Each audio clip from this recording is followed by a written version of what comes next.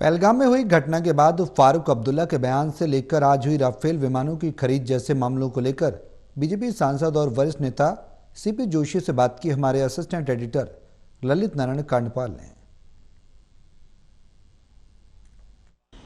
पहलगाम में हुए हमले के बाद एक ओर जहां एनआईए पूरे मामले की जांच कर रही है, वहीं दूसरी ओर फारूक अब्दुल्ला का एक महत्वपूर्ण बयान सामने आया है। उन्होंने कहा है कि जिस तरीके से पहले मैं हमेशा से ही शांति की बात करता रहा हूं, लेकिन इस बार जिस तरीके से खून बहा है उसके बाद मेरी सोच में बड़ा बदलाव आया है और इसका अब अंत होना चाहिए।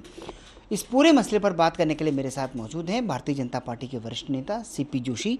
सर, फारूक अब्दुल्ला साहब के बयान को कैसे देख रहे हैं आप? देखिए, मैं सोचता हूँ देश का हर व्यक्ति के मन में पीड़ा है, दर्द है, और देश की जनता और देश के दर्द को आदरणीय प्रधानमंत्री जी समझ रहे हैं। उन्होंने अपने बयानों से साफ कर दिया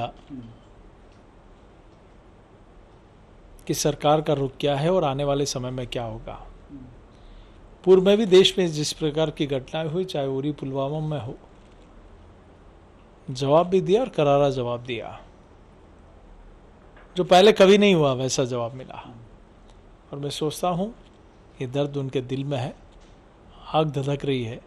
कहीं न कहीं आतंकवाद और आतंकवादियों के खिलाफ कठोर कार्रवाई होगी और निश्चित रूप से होगी। उनके बेटे और जम्मू कश्मीर के मुख्यमंत्री उमर अब्दुल्ला ने भी कहा है कि उन्हें बहुत अफसोस है इस बात का कि उन्होंने जिन पर्यटकों को यहाँ बुलाया वो उन्हें सुरक्षित उनके घर नहीं भेज पाए। देखिए, आखिर वहाँ इतने बड़ी संख्या में जो टूरिस्ट आ रहे हैं, पर्यटक आ रहे हैं, आज वहाँ सामान्य माहौल हुआ है। वहाँ लोग तिरंगा लेकर घूम रहे हैं, वहाँ लोग अच्छे से घूम पा रहे हैं। जहाँ लोग डर के साए में वहाँ जाते थे, लेकिन आज बहुत आसानी से घूम रहे हैं। लेकिन कुछ लोगों को ये रास नहीं आया और एक घटना हो गई। मैं सोचता हूँ उमर अब्दुल्ला जी वहाँ के मुख्यमंत्री बने हैं, ऐतिहासिक मतदान वहाँ हुआ है, ये पहली बार हुआ है, कभी नहीं हुआ जितना मतदान हुआ है। मैं सोचता हूँ उनको भी दर्द है और पूरे देश को दर्द है। कहीं न कहीं चूँकि वो उस प्रदेश के मुख्यमंत्री हैं, तो इस नाते वो अपनी जिम्मेदारी की बात कर रहे हैं। लेकिन चाहे प्रदेश की सरकार हो, चाहे देश की सरकार हो, आतंकवाद के खिलाफ कठोर कार्रवाई करने के लिए सब लोग एकमुखी हैं। भारत और फ्रांस के बीच में आज एक महत्वपूर्ण समझौता हुआ है। 26 नेवल राफेल की खरीद हुई है भारत के लिए। कितनी अहम मानते हैं इसको? मैं सोचता हूँ कि कोई ज़माना था तब सेना के पास हथियारों की और बुलेट प्रूफ जैकेट की कमी हुआ करती थी। मांगने पर भी उसकी पूर्ति नहीं होती थी।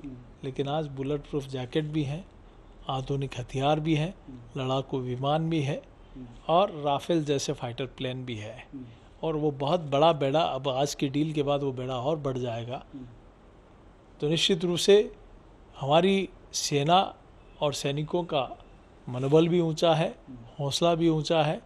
और निश्चित रूप से मैं सोचता हूं कि आतंकवाद के खिलाफ कुछ न कुछ अच्छा होगा और बड़ा होगा, ऐसा मैं सोचता हूँ। आखिरी सवाल, एक तरफ भारत सरकार ने जो पाकिस्तानी नागरिक भारत में रह रहे थे उनको वापस भेज रही है, दूसरी तरफ आज गृह मंत्रालय ने सख्त कार्रवाई की है और 16 यूट्यूब चैनलों पर बैन लगा दिया है जो भारत के खिलाफ प्रोपेगेंडा चला रहे थे। देश में रहकर देश के खिलाफ बोलना, देश में रहकर दुश्मनों की भाषा बोलना नहीं होना चाहिए। सरकार ने कार्रवाई की है, देश उसका स्वागत करता है। हमसे बात करने के लिए बहुत बहुत शुक्रिया। कैमरा पर्सन मुकेश के साथ ललित नारायण कांडपाल, टोटल न्यूज़, दिल्ली।